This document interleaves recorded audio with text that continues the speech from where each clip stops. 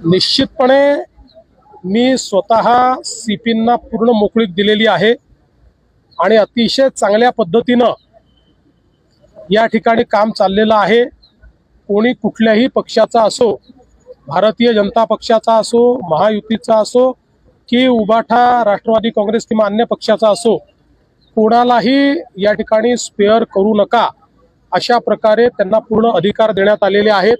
त्यामुळे मला असं वाटतं की ही जी काही गुन्हेगारी आहे आणि विशेषतः गुन्हेगारी करत असताना काही लोक त्याला जो राजाश्रय देण्याचा प्रयत्न करतात, वेगवेगळ्या पक्षात त्या ठिकाणी राजाश्रय देण्याचा प्रयत्न करतात, तर अशा सगळ्या गोष्टींना मोडून काढायचा आम्ही या ठिकाणी निर्णय घेतलेला आहे। आणि सगळ्यात महत्त्वाचं आहे की कोणाचा काही पास्ट असो, पण आता जर कोणी गुन्हेगारीमध्ये जात असेल किंवा गुन्हेगारीत आढळेल तर त्याला आम्ही सोडणार नाही।